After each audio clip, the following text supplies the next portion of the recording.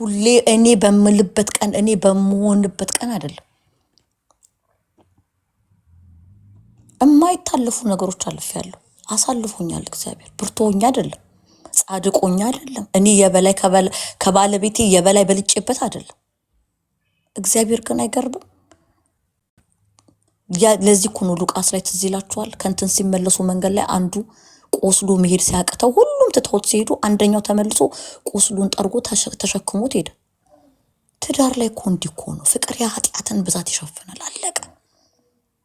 እግዚአብሔር እኮ እኔን እኮ እሱ እንዲያረገ እንደዛ አረገ እኮ እያልኩ እንድኖር አይደለም። ቆስሉን እየጠረኩ እየተሸካከመ እሱም ስንት ነገሬን ከቨር አድርጎ ነው የሚኖረው። ዋይ ናት ሚ አንድ ጣት ስንቀስር አራቱ ወደኛ እኮ ነው። ስለዚህ በትዳር ላይ በነበርኩበት ጊዜ 15 ዓመት ከሱ ጋር በኖርኩበት ጊዜያቶች የሱን ድካም ሳይዋልኩ እግዚአብሔር ደግሞ አመጣና የራሴን ገልጦ አሳይ። who are you ነው በቃ who am I to judge? ርህራሄ ሲገባ እውነተኛ ፍቅር ለካ ድካሙንም ቁስሉንም ጠርጎ መሄድ እንደሆነ እግዚአብሔር ሲያስተምረኝ እንደምንም ነገር ቆጠርኩት። and we live happily። ለዚህ ነው ሐዋርያ ጳውሎስ ጸጋ ይበቃል፣ ኃይሌ በድካም ይገለጣል። ስለዚህ በድካም ይመካለሁ አለ። እመካለሁ ደስ እያለኝ። አሁንም ችግር ይመጣል፣ ግን ደስ እያለኝ እየተሸከምኩት፣ ደስ እያለኝ ይቅር እያልኩት። who am I to judge him? who am I? ራሴ ኃጢአተኛ ነኝ፣ ራሴ ብዙ ድካም አለኝ።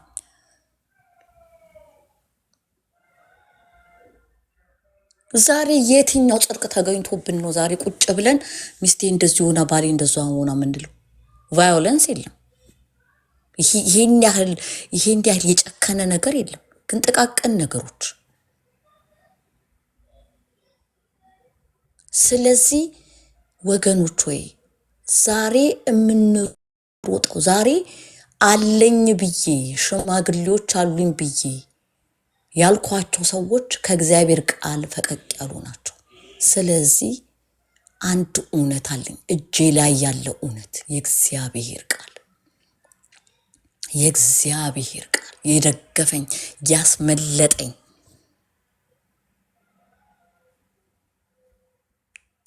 ዛሬ ፕሊዝ ማንን ነው የምንለው? እግዚአብሔርን ነው ወይስ ሰውን ነው? አሸንፊያለሁ። ገና ደግሞ አለቀ ማለት አይደለም። ገና ብዙ ነገር ከፊት ለፊት ይጠብቀኛል። ምክንያቱም ሐዋርያ ጳውሎስ እንዳለ በምድር ሳላችሁ በምድር የምትጋቡሉ ብዙ ችግር ይገጥማችኋል ብሎ ገና ይገጥመኛል። I am ready። ይሄንን ግን ስላችሁ ነገ እሱ አንድ ነገር አድርጎ ቢሄድ ወይ አንድ ነገር አልፈልግም ብሎ ትዳሬን ቢሄድ አሁንም በዛ በመካ ሴት ነኝ።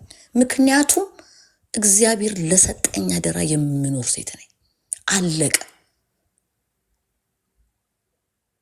ወገኖች ወይ ከእግዚአብሔር ጋር ያልተጣበቀ ባል ለኛ አይበጀንም። ስለዚህ ከእግዚአብሔር ጋር እንዲሆን ልቡን እግዚአብሔር እንዲገዛለት ለእግዚአብሔር የሆነ ሰው ነው ለሚስቱ የሚሆነው። እውነተኛ ከግንዱ ጋር የተጣበቀው ዛሬ ተነጋገርንበት ነገር። ዛሬ ስንት ሰው ሊዘምር ሊሰብክ ይችላል። ከእግዚአብሔር ጋር ሳይጣበቅ ሊዘምር ሊሰብክ ሊያስተምር ታምራቶች ሊያደርግ ይችላሉ። የእግዚአብሔር ቃል ግን አላቃችሁም፣ የእግዚአብሔርን ፈቃድ እኔ አላቃችሁም፣ በስሜ አጋንንት አውጥቻለሁ፣ በአዲስ ቋንቋ እናገራለሁ፣ አላቃችሁም። ያምልኮ መልካላችሁ ግን ኃይሉን ክደዋል ነው የሚለው። ስለዚህ ምን ልላችሁ ነው ወገኖች? ሰፐሬሽንም ቢሆን የምትሰሩበት ቦታ ነው እንጂ ወታችሁ እንደፈለጋችሁበት የምትሆኑበት ነገር አይደለም። ስለዚህ ይሄንን ነገር እንደ ሰውኛ ትክክል ለሆነ እንዳላችሁት ተጽፏል ሁላችሁም ትላላችሁ። ፕራክቲካል ነገር የለም። ያው ፕራክቲካል የሆነ ነገር ነው የምነግራችሁ። ፕራክቲካል የሆንኩት ህይወቴን እስከዛሬ ያሸነፍኩበት ነገር ከእግዚአብሔር ጋር መሆኔ እግዚአብሔር ጋር ደግሞ የሰጣችሁትን ነገር ለውጦ የሚያሳይ አምላክ ነው።